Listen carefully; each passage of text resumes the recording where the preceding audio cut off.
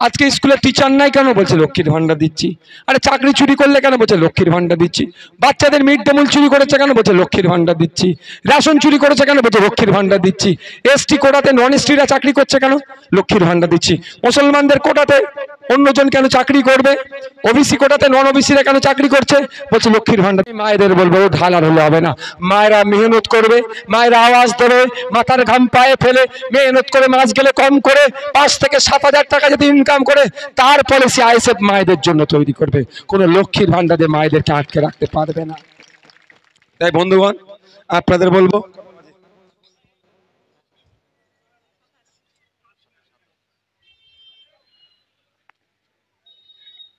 তাই মায়েদেরকে বলবো, বোনেদের বলবো, বাপেদের বলবো, সজাগ সতর্ক হন। আমি যে পরীক্ষাটা দিলাম, টেস্টটা দিলাম, আজকে করবেন তো? আজকে বাড়িতে যাবেন তো? ফিরে আপনাদের বাচ্চাগুলোকে ডাকবেন, দেখবেন 90টা ফেল হয়ে যাবে। আর ফেল হলেই আমাকে কিন্তু ভোট দিতে বলেছে, আর পাস করলে আমাকে দিতে হবে না। দেখুন এই অপদার্থ সরকার, এই শুভেন্দু অধিকারীদের সরকার অনেক কথা বলে, অনেক কথা বলে, কিন্তু আজকে মোদিজি আসলেন, অশোকনগরে এসে বড় বড় কথা বলে গেলেন। একবারের জন্য মোদিজির মুখে শুনলাম না পশ্চিম বাংলায় যে 8,500 শিক্ষা প্রতিষ্ঠান বন্ধ হচ্ছে ওগুলোকে হাম বন্ধ নেই হোনে দেঙ্গে, এটা কিন্তু একবারের জন্য শুনলাম না। কারণ মোদিজিরাও জানে, আগার তোমরা যদি জানে যে এই যদি শিক্ষা প্রতিষ্ঠানগুলোকে যদি না বন্ধ করতে পারি বা কলমে, তাহলে কি হবে? দলিতের ছেলে শিক্ষিত হবে, আদিবাসীর ছেলে শিক্ষিত হবে, মুসলিমের ছেলে শিক্ষিত হবে। তাহলে এরা শিক্ষিত হলে বিভাজন করে আর ক্ষমতায় টিকে থাকা যাবে না। ক্ষমতার মসনদে থাকবে বলে মোদিজিরা, ক্ষমতার মসনদে থাকবে বলে শুভেন্দু অধিকারীরা। পশ্চিম বাংলার সরকার, এই অপদার্থ সরকার যে শিক্ষা প্রতিষ্ঠানগুলো বন্ধ করছে, একবারের জন্য তার বিরোধিতা করছে না। তাই আমরা চাই কে দলিত, কে আদিবাসী, কে মুসলমান, কে পিছিয়ে বর্গ জানার দরকার নাই। আমাদের যারা দিনে 300 টাকা ইনকাম করে তার ছেলে যাতে উপযুক্ত সরকারিভাবে উপযুক্ত শিক্ষা অর্জন করতে পারে, তার লড়াই আমরা লড়তে চাই। কি হবে তো নাকি? আমাদের সাথ দেবেন তো নাকি ভাই? সাথ দেবেন তো?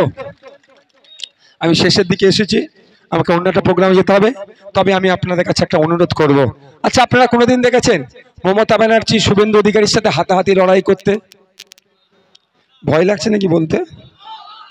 দিলীপ ঘোষের সাথে কুণাল ঘোষের হাতাহাতি লড়াই করতে, মোহাম্মদ সেলিমের সাথে ফিরাদ হাকিমের লড়াই করতে, অভিষেক ব্যানার্জির সাথে অধীর রঞ্জন চৌধুরীর লড়াই করতে।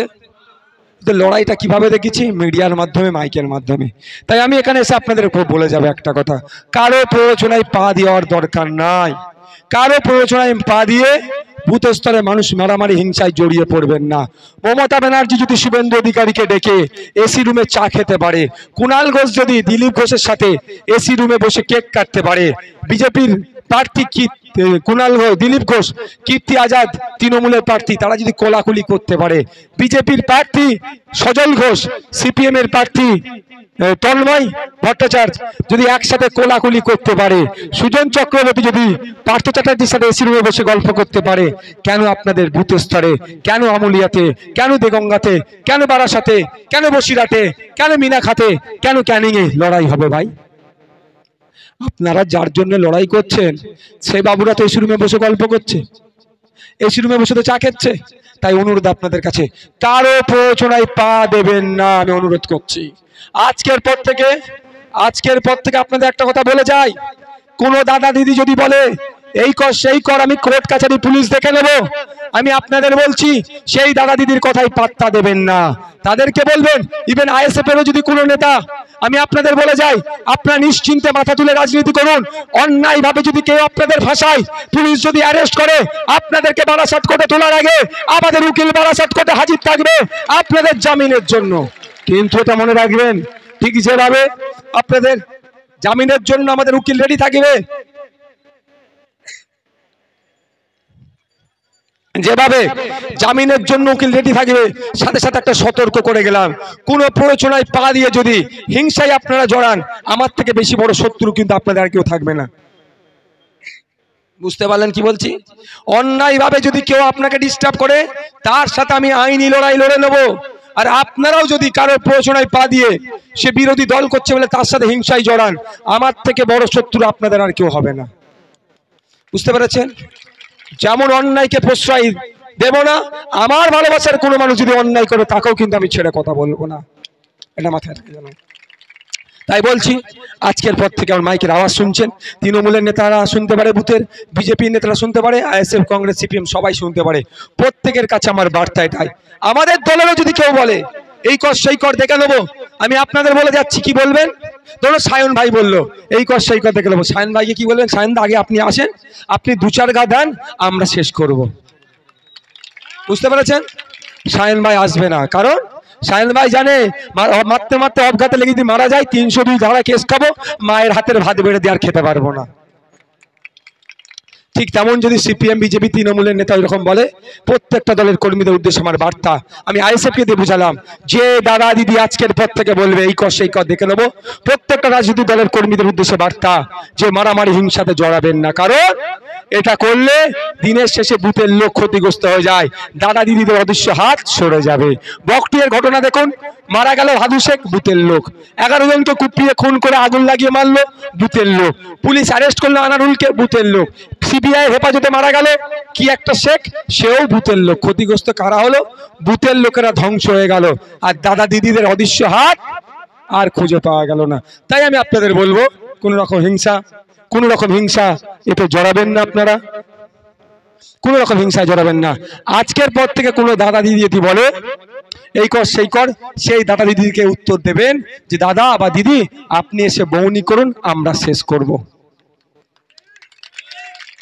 করবে না, কাকুলি দিদি থরি এসে মারামারি করবে আপনাদের সাথে, কাকুলি দিদি করবে, ও জানে করলে বিপদ আছে। তাহলে মারামারি কে করবে? 300 টাকায় যাদের রোজ সকালে উঠে মাঠে যায়, সকালে উঠে কলকাতায় কাজে যায়, সকালে উঠে বারাসাতে যায়, সকালে উঠে ভ্যানটা নিয়ে আপনার বাড়ি থেকে বার হয়, তাদেরকে মারামারিতে লাগিয়ে দিচ্ছে। আর মারামারি করবেন ভাই, অনুরোধ করছি করবেন না। কারণ আমি একটা জিনিস বলেছি, অন্যভাবে অনেকে ব্যাখ্যা করছে, 1952 সাল থেকে আমরা ভোট দিয়ে আসছি এই দেশের আইনসভার সদস্য হিসাবে স্বাধীন ভারতের। তো আমরা একটা স্লোগান, এই ধরনের স্লোগান প্রায় দিয়ে আসছি, কি কেউ বলে লড়াই লড়াই লড়াই চাই, লড়াই করে বাঁচতে চাই, শুনতে খুব ভালো লাগে, শ্রমজীবী মানুষের স্লোগান। কিন্তু আমার প্রশ্ন একটাই, লড়াই কে করে আর কে বাঁচে? লড়াইটা মোহাম্মদ সেলিম সাহেব করে, ফিরহাদ হাকিম করে, সুজন চক্রবর্তী করে, দিলীপ ঘোষ করে, মমতা ব্যানার্জি করে, কুণাল ঘোষ করে, অভিষেক ব্যানার্জি করে, না শুভেন্দু অধিকারী করে? এরা লড়াই করে না, এরা স্লোগান দেয়। আর কারা লড়াই করে? 300 টাকার রোদে যারা কাজ করে, ছোটে যারা বসে আছেন, এরা লড়াই করে। আর বাবুগুলো শুধু স্লোগান, এই ধরনের স্লোগান দিয়ে তারা লড়াই করে। আমি আপনাদের অনুরোধ করব, এই লড়াই আর জড়াবেন না। যদি কেউ লড়াইয়ের কথা বলে, কি বলবেন? দাদা এতদিন তো হয়েছে আপনাদেরকে লড়াই করতে বলেছেন, আমরা লড়াই করেছি আর আপনারা তালি দিয়েছেন, গ্যালারিতে বসে দেখেছেন, আর আমরা লড়াই করব না। এবারে সাড়ে সাড়ে লড়াই দেখব, আমরা গ্যালারিতে বসে দেখব, হবে তো? এবার যদি লড়াইয়ের কথা বলে, আমি একটা স্লোগান দিয়েছি, উল্টো স্লোগান, কি নেতাই নেতাই লড়াই চাই, জনগণ এবার, এখনো মনে আসেনি? নেতাই নেতাই লড়াই চাই, নেতাই নেতাই লড়াই চাই। দেখবেন নেতারা লড়াই করবে না, জনগণকেও দেখতে হবে না, তাহলে লড়াই বন্ধ হয়ে যাবে। রহিমা দিদি যদি লড়াই করে, তখন রহিমা দিদির হয়ে বুথ স্তরে কেউ একজন লড়াই করবে, আমি এটা অনুরোধ করব। বিদেশ বাবু যদি আগে নিজে লড়াই করে, বিদেশ বাবুর হয়ে যারা 300 টাকার রোজে, হয়তো যারা 500 টাকার রোজে লড়াই করছেন, তাদের উদ্দেশ্যে বলছি, করছেন কি বলতে পারবো না কার হয়ে করছেন, কিন্তু আমি এতটুকুই বলবো, এই ধরনের ব্লকের নেতারা লড়াইয়ে জড়াবে না। কাকে দিয়ে লড়াই করাবে? 300 টাকা 500 টাকা দিয়ে। তাই যাদের 300 টাকা 500 টাকা দিয়ে লড়িয়ে দিচ্ছে, তাদের উদ্দেশ্যে বলবে তাই, এরপর থেকে বিদেশ বাবু রহিমা দিদিদের বলবেন যে দাদা নেতাই নেতাই লড়াই চাই, জনগণ এবার দেখতে চাই। কেন? আর এই কথা বলি আমি সাম্প্রদায়িক, এ কথা বলি আমি বিজেপির দালাল, এ কথা বলি আমি এখন অনেক কিছু, আমি ভেবে পাই দরকার, আমার যা সার্টিফিকেট দিচ্ছে আমি মাথা ঘামাই না, ওতে মানুষের জন্য কথা বলে যাব, শ্রমজীবী বঞ্চিত মানুষের জন্য কথা বলবো। তাতে একবার কেন 100 বার যদি জেল কাটতে হয়, নওশাদ সিদ্দিকী মাথা তুলে জেল কাটবে। এই জেল কাটার ভয়ে, এই জেলে যাওয়ার ভয়ে, এই তো সায়ন ভাই আছে, আমি আছি, আমরা তো জেল খেটেছি। এই জেল খাটার ভয়ে আমরা ওই শুভেন্দু অধিকারীর কাছে নিজেদের সিট দ্বারা বিকিয়ে দেব না। জেল খাটার ভয়ে রাতের অন্ধকারে দিল্লির ফ্লাইট ধরে সেখানে গিয়ে গুজুর গুজুর করবো না। এই জেল খাটার ভয়ে আমরা কোনো মমতা ব্যানার্জি অভিষেকের কাছে আমরা মাথা নত করবো না।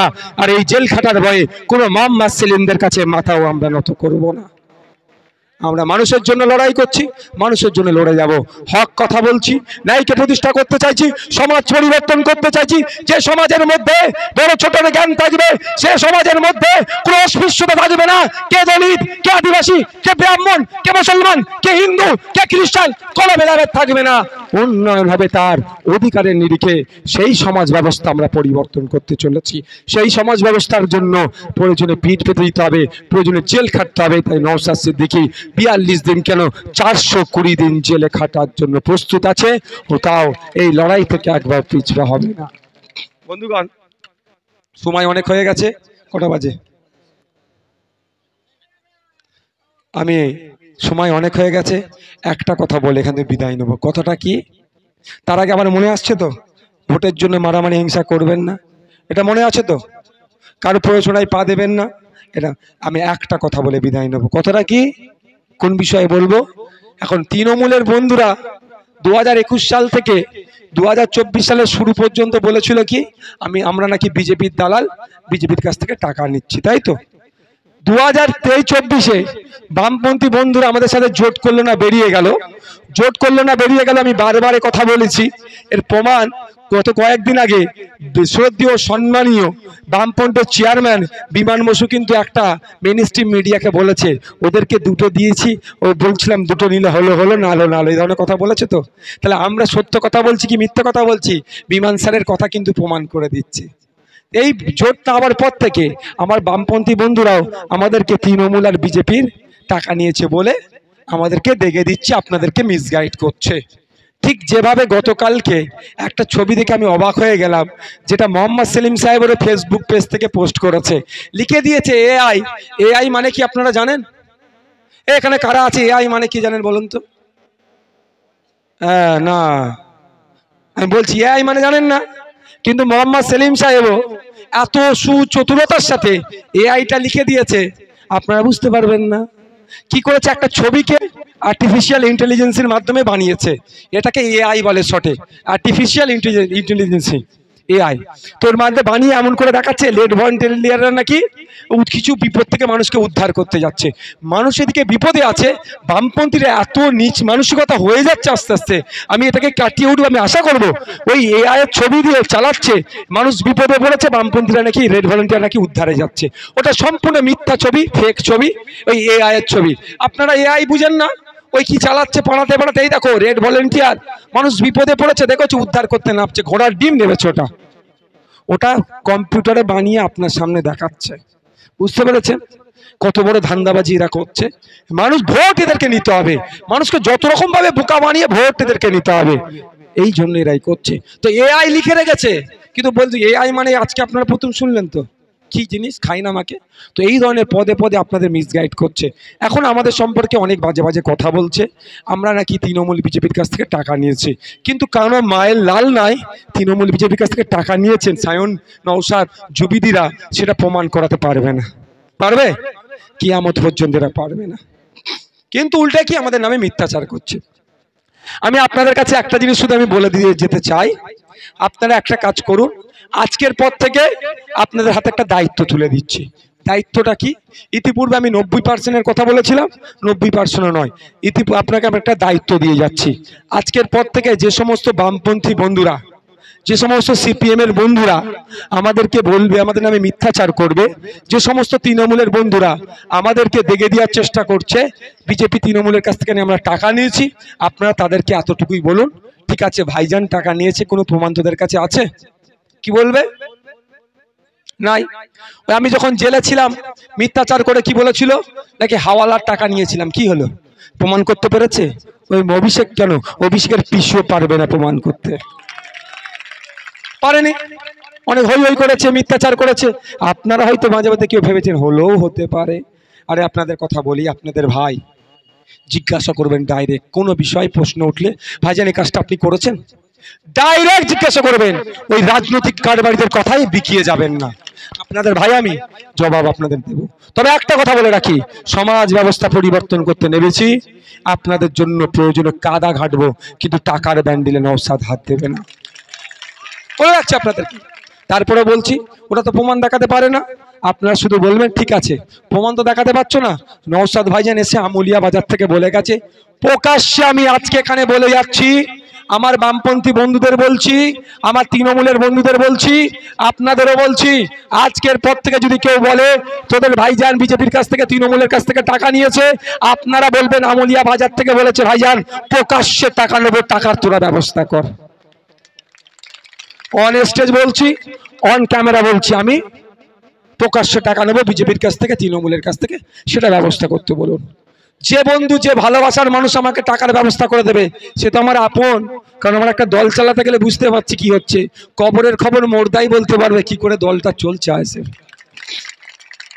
হয়তো যারা আছে দিয়ে দিয়ে পকেট থেকে দিয়ে দিয়ে দিয়ে দিয়ে দিয়ে দিয়ে শুধু আউট গোয়িং, ইনকামিং এর কোনো জায়গা নেই। তবে ইনকামিং এই দলে বন্ধ, কোনো ইনকামিং, সব আউট গোয়িং। পারলে দল করো, নাহলে কেটে পড়ো, দুটো যে বাইরে গিয়ে খিস্তি দাও, কোনো সমস্যা নেই। যদি আউট গোয়িং পারো করো, ইনকামিং এ কোনো জায়গা নাই। তো তাও বলছি আপনাদের, শুধু আমাদের গাঁটের টাকা দিয়ে দল চলছে, দল চালাতে অনেক কষ্ট হচ্ছে। যদি কোনো ভালোবাসার মানুষেরা বিজেপি তৃণমূলের কাছ থেকে টাকার ব্যবস্থা করে দিতে পারে, আমি প্রকাশ্যে টাকা নেব। যে ব্যবস্থা করে দেবে তাকে গিফট হিসাবে 100 টাকার ব্যবস্থা করে দিলে 90 টাকা তাকেই আমি ফেরত দিয়ে দেবো। মাত্র 10 টাকা নেবো পার্টি চালানোর জন্য, অর্থাৎ 10% নেব আমি পার্টি চালানোর জন্য, 90% সেই বামপন্থী বন্ধুকে আমি রিটার্ন করে দেবো। সে তৃণমূলের বন্ধু করবো, তুমি নিয়ে এনজয় করো, চলো এনজয় করো। আজকের পর থেকে যদি কেউ বলে বিজেপি তৃণমূলের কাছ থেকে টাকা নিয়েছে, ওষুধটা দিতে পারবেন তো? দিতে পারবেন তো? দিতে পারবেন তো? তুই ব্যবস্থা কর, তুমি ব্যবস্থা করো, ভাইজান নেবে। যারা বাচ্চাদের মিড ডে মিল চুরি করে নিয়েছে, সে তৃণমূল নাকি আমাকে টাকা দেবে। যারা রেশন চুরি করেছে, জেল খাটছে, সে নাকি আমাকে টাকা দেবে। আর যে বিজেপি ইলেকট্রাল বন্ডের মাধ্যমে টাকা নিয়ে, ঔষধ কোম্পানির কাছ থেকে টাকা নিয়ে জীবনদায়ী ঔষধের দাম বেরিয়ে দিচ্ছে, সে বিজেপি নাকি আবার নওশাদকে টাকা দেবে। বুঝতে পেরেছেন? শুধু আপনাদেরকে মিসগাইড করছে। তাহলে আজকের পর থেকে যদি কেউ বলে, উত্তর দেবেন তো? উত্তর দেবেন তো? আর মনে একটা কথা এসে গেল, বলবো? একটা মনে কথা ঘুরছে, বলবো? কারা শুনতে চান একটু হাত তুলুন তো। মায়েরা, ও মায়েরাও শুনতে চাই, ভাইরা সব দিকে। তাহলে মনে একটা কথা এসছে, এই জোট নিয়ে একটু কথা বলি তাহলে। বামপন্থী বন্ধুরা আমাদেরকে দেখে দিচ্ছে আইএসএফ নাকি জোট করেনি। আসল রহস্যটা একটু জানা দরকার। সর্বপ্রথম জোট করে নিতে কংগ্রেস, কংগ্রেসের অধীর রঞ্জন চৌধুরী, যাকে আমি ছোট মোদি বলি, ডাকি যাকে আমি ছোট মোদি বলি। অধীর রঞ্জন চৌধুরীর নাম কি? অধীর রঞ্জন চৌধুরী ওরফে, এর জোরে হোক, ছোট মোদি। আগামী দিনে মোদির কোলে গিয়ে দুলবে, মিলিয়ে নেবেন। ওই ছোট মোদি সর্বপ্রথম আইএসএফ এর সাথে জোট করেনি, আইএসএফ কে অচ্ছুত বলে কি করেছে, দূরে সরিয়ে দিয়েছে। তারপরে আসা যাক সিপিএম এর কাছে, লেফট ফ্রন্টের কাছে। বিমানবাবুর কথা নিশ্চয়ই শুনেছেন, অনেক সিটের কথা বলেছিলাম। হ্যাঁ, আমরা বলেছিলাম আমরা এককভাবে লড়াই করার ক্ষমতা রাখি 22টা সিটে, কিন্তু বিজেপি তৃণমূলকে হারানোর জন্য, আমরা সহজেই বিজেপি তৃণমূলকে হারাবো, ওই জন্য ঐক্যবদ্ধ লড়াই করতে চেয়েছিলাম। কারণ বিজেপি তৃণমূলকে সহজে কেমনভাবে হারাবো, আজকে আমি এইটা নিয়ে 83টা প্রোগ্রাম করছি। যদি জোটে থাকতাম হয়তো আমি 30টা প্রোগ্রাম করতাম, একটু শান্তিতে থাকতে পারতাম। মেহনতটা আমাকে কম করতে হতো, এখন ওই জন্য বেশি মেহনত করতে হতো। বিজেপি তৃণমূলকে হারাবার মেহনতই আমি করছি। তো আমি তখন চেয়েছিলাম যে সিপিএম কংগ্রেস থাকলে একসাথে লড়াই করতে পারবো। আমি বলেছিলাম আমরা যে 22টা সিট আমরা লড়াই করতে পারবো, কিন্তু জোটের স্বার্থে আমরা 14টা সিট নেব। 14 থেকে 12, 12 থেকে 11, 11 থেকে 10, 9, 8, 7টা পর্যন্ত নেমে গিয়েছিলাম। তা ওনাদের হলো নি। বিমানবাবুর কথাতেই আমি যদি থাকি, দু হাতে দুটো ললিপপ দিয়ে যদি বলে চোষো তোমরা, সম্ভব হবে ভাই? ও সম্ভব নয়। আমাদের পার্টির 3টে স্লোগান আছে, তার মধ্যে একটা ডিগনিটি। তো আমাদের ডিগনিটিকে আমরা আঘাত দিয়ে কোনোদিন কাজ করতে পারি না। আমাদের দলের প্রতিষ্ঠাতা কি বলেছিল ব্রিগেড ময়দানে? ভিক্ষা নয়, অধিকার চাই। অধিকারের লড়াই এসেছি, কারো পায়ের নিচে বসে থাকতে আমরা আসিনি। অনেক হয়েছে। 75 বছর ধরে পায়ের নিচে বসিয়েছ, 75 বছর ধরে সায়ন নৌসাদদেরকে, বিশ্ববিদ্যালয়ের তাপসদাদেরকে নিয়ে অনেক ব্যবহার করা হয়েছে, আর হবে না। ফতেমা মায়ের ছেলের চাকরি চুরি করে গিয়েছে, তার বিরুদ্ধে যেমন লড়াই আইএসএফ করবে, সরস্বতী মায়ের ছেলের চাকরি চুরির চোরের বিরুদ্ধেও একইভাবে লড়াই করবে। তো আমাদেরকে তাহলে কি করলো? 7টা আমরা চেয়েছিলাম, সর্বনিম্ন 7টা চেয়েছিলাম, তাও আমাদেরকে সহ্য করতে পারেনি। ফলে কি বললাম, আপনারা আপনাদের মতো লড়াই করুন, আমরা আমাদের মতো লড়াই করি। এরা বলছে জোট হয়েছে পশ্চিমবাংলায়। কংগ্রেস আর সিপিএম কি জোট হয়েছে? কংগ্রেস লেফট ফ্রন্ট জোট হয়েছে? যদি কংগ্রেস লেফট ফ্রন্ট জোট হয়ে থাকে, কংগ্রেসের সিনিয়র লিডারদের বলছি, বাংলার লেফট ফ্রন্টের সিনিয়র লিডারদের বলছি, সত্যিকারের অর্থে যদি জোট হয়ে থাকে, এই বারাসাত লোকসভাতে রাহুল গান্ধী, প্রিয়াঙ্কা গান্ধী আর আপনার সোনিয়া গান্ধীর, এই 3 গান্ধীর মধ্যে এক গান্ধীকে নিয়ে এসে প্রোগ্রাম করে দেখা, সত্যিকারের পশ্চিম বাংলায় লেফট ফ্রন্ট আর কংগ্রেস জোট হয়েছে, তাহলে বিশ্বাস করে নেব, তাপসদার হয়ে আর একটা ভোট চাইবো না। এরা জোটের নামে ঘট করেছে, এরা জোটের নামে বিজেপি তৃণমূলকে সুবিধা করে দিয়েছে, এরা জোটের নামে আইএসএফ যাতে না পার্লামেন্টে যেতে পারে তার এরা অপচেষ্টা চালাচ্ছে। কিন্তু এদের অপচেষ্টা, সমস্ত রকম অপচেষ্টাকে জনগণ ব্যর্থ করে আইএসএফকে পার্লামেন্টে পাঠাবে। ঠিক যেভাবে বিধানসভা নির্বাচনে এই দেগঙ্গাতে জোট হওয়ার পরও ফরওয়ার্ড ব্লকের গোছ প্রার্থী দিয়েছিল, তিনি 2200 না 2700 ভোট মাত্র পেয়েছিল। কেমন এমন পারসেপশন তৈরি করেছিল এই গোছ প্রার্থীর জন্য নাকি দেগঙ্গাতে বিজেপি চলে আসবে, ফলে ভোটটা কাকে দিতে হবে? তৃণমূলের পক্ষে দিয়েছে। ঠিক একইভাবে এই বারাসাত লোকসভা থেকে পার্লামেন্টে তাপসদা যাচ্ছে, খামচিহ্ন যাচ্ছে, সেটাকে আটকাবার জন্য এই জোটের নামে ভোট পাঠিয়ে একটা ভোট প্রার্থী দিয়ে, গোছ প্রার্থী দিয়ে আমাদের আটকানোর চেষ্টা করছে। 2021-এর জ্ঞান আমাদের হয়ে গিয়েছে, যেখানে এখান থেকে আমরা আপনার দেগঙ্গা থেকে প্রায় 60,000-এর বেশি মতো ভোট পাচ্ছি, সেখানে মাত্র 22 না 2700 ভোট পেয়েছিল। ঠিক লোকসভা নির্বাচনেও এই ধরনের ভোট পাবে, এদের কথাই ভয় পাবেন না। আপনারা একটা ভোট খামচিহ্নের পক্ষে দিন, খামচিহ্নকে পার্লামেন্টে পাঠান। এরা বলছে জোট করেছে, এরা বলছে জোট করেছে। কুচবিহারে চলে যান, কুচবিহারের ডিটেলসটা দেখে নেন, ওখানে কংগ্রেস প্রার্থী দিয়েছে, আবার লাল ঝান্ডা প্রার্থী দিয়েছে। তাহলে জোট কি করে হলো ভাই? চলে যান পুরুলিয়াতে, কংগ্রেস প্রার্থী দিয়েছে, লাল ঝান্ডা প্রার্থী দিয়েছে। তাহলে জোট কি কবে হলো ভাই? কার সুবিধা করে দিচ্ছেন আপনারা? আর একটা সর্বশেষ কথা বলছি, আমরা একটা সিট নিয়ে রিজিট ছিলাম, বারাসাত তো নিয়েই ছিলাম, বসিরহাট সিটটা নিয়ে আমাদের সঙ্গে দ্বন্দ্ব হচ্ছিল। কি বলছিল? বারাসাত তোমরা নিয়ে নাও, বসিরহাট দেওয়া যাবে না। আমরা বারবার বলছি কেন দেওয়া যাবে না? বলেছিল ওটা সিপিআই এর সিট। আমরা বলেছিলাম সিপিআই সিট তো কি হয়েছে, আপনারা তো বামফ্রন্টের মধ্যে আছেন, বামফ্রন্টের চেয়ারম্যান স্যারকে দিয়ে সিপিআই কে বলুন অন্য সিট দিয়ে দেন। তখন বলেছিল ওটা অল ইন্ডিয়া ব্যাপার, অনেক তাত্ত্বিক কথা বলেছিল, আমার মাথার উপর দিয়ে যাচ্ছিল। লাস্টে আমি বললাম আমার মাথা ফাতার কাজ করবে না, আমি আর শুনিনি, আমাদের রাজ্য কমিটিকে পাঠিয়েছিলাম। কিন্তু ওদের বক্তব্য একটাই ছিল, বসিরহাট সিটটা সিপিআই ছাড়ছে না বলে আমরা দিতে পারবো না। এখন ভাই বসিরহাটে প্রার্থী কোন দল থেকে দিয়েছিল? একটু জোরে বলুন। সিপিআইএম প্রার্থী দিয়েছে, সিপিআই কিন্তু প্রার্থী দেয়নি, কিন্তু আমাদেরকে ছাড়লো না। আপনাদের বলে দিচ্ছি, আমি চ্যালেঞ্জ করে যাচ্ছি, যে বসিরহাট সিটটা নিয়ে এত করছে, ওখানকার জনগণ বুঝতে পারছে যে এখানে সহজেই আফতার রহমান বিশ্বাস খামচিহ্নে পার্লামেন্টে যেত, কিন্তু যেভাবে নোংরামি করেছে আপনারা দেখতে পাবেন বসিরহাটের মানুষেরা এই বামপন্থীদেরকে, সিপিআইএম কে যোগ্য জবাব দেবে, জামানত জব্দ হবে বসিরহাট সিটটা। তাহলে জোট করছে, জোট করার চিন্তা ভাবনাই নাই, কারণ ওরা দেখে নিয়েছে সংযুক্ত মোর্চার একটাই প্রার্থী জিতে বিধানসভার মধ্যে গিয়ে কিভাবে ছুঁচোবাজির মতো কাজ করছে, একদিকে একটা বাকি এক আলাদা সাইডে 293টা, নওশাদকে আটকে রাখতে পারছে না। এই আওয়াজ যদি পার্লামেন্টে চলে যায়, এদের রাজনৈতিক কারবার বন্ধ হয়ে যাবে। এদের একটাই ডায়লগ কি জানেন? আমি বেশি বলবো না, কারণ আমাদের পার্টির কিছু গাইডলাইন আছে। আর আমি বারবার একটা কথা বলেছি, যখন আমাদের সম্পর্কে বাজে মন্তব্য করছিল, আমাদেরও কয়েকজন টেম্পটেড হয়ে যাচ্ছিল, আমি ক্যামেরার মাধ্যমে, মিডিয়ার মাধ্যমে বলেছিলাম সিনিয়র লিডারদের সম্পর্কে কেউ বাজে মন্তব্য করবে না, পার্টি সিপিএম পার্টি সম্পর্কে কেউ বাজে মন্তব্য করবে না। আমাদের বলা বন্ধ হয়ে গেছিল। কিন্তু আজও পর্যন্ত মোহাম্মদ সেলিম সাহেব, বিমান স্যারের কাছ থেকে আমি আশা করেছিলাম অন্তত এই বার্তাটা দেবে যে আইএসএফের সাথে আমরা একটা সময় একসাথে জোটেছিলাম, আইএসএফের নেতৃত্বদেরকে তোমরা খারাপ ভাষা ব্যবহার করো না। কিন্তু দুঃখের বিষয় কোনো বক্তব্য তাদের মুখ থেকে আসলো না। তাহলে বকলমের ভিতর থেকে কি সুরসুরি দিচ্ছিল নাকি আইএসএফকে গালাগালি দেওয়ার জন্য? সাম্প্রদায়িক দল, মৌলবাদীর দল রাতারাতি হয়ে গেল আইএসএফ। দেশের। তারপরেও বলবো আমি যে এরা চায় না বঞ্চিত মানুষের কণ্ঠ পার্লামেন্টে যাক, এরা চায় কি সব টিউনিং করা লোকগুলোকে যাক। আর আমাদের টিউনিং করার কোনো জায়গা নয়। মানুষের কণ্ঠে যত ইচ্ছা বলো, সংবিধানকে সামনে রেখে আইনকে মান্যতা দিয়ে বলো, তোমাকে আমরা বলেন তোমার পেছনে আমরা সাপোর্ট করবো, তোমার হয়ে আমরা গলা ফাটাবো। সকলে ভালো থাকবেন, সুস্থ থাকবেন, ধন্যবাদ। আমি আবারও ধন্যবাদ জানাচ্ছি প্রশাসনের বন্ধুদেরকে। না আজকে আর হবে না, যেতে হবে দেগঙ্গার দেগঙ্গার প্রশাসনদেরকে জানাচ্ছি, सेंट्रल फोर्स से जरा दायित्व आছেন यहाँ पे जो सेंट्रल फोर्स की तरफ से ईसीआई की तरफ से जो फोर्सेस आए हैं उनको भी हम लोग की तरफ से धन्यवाद, थैंक यू। और वेस्ट बेंगल जरा पुलिस आছেন, देगंगार पुलिस आছেন, প্রত্যেককে ধন্যবাদ জানাই।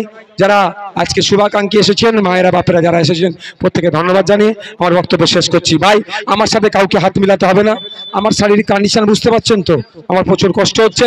আমি এখান থেকে দ্বিতীয় এখনো দুটো প্রোগ্রাম বাকি। ভালো থাকবেন, সুস্থ থাকবেন, ধন্যবাদ।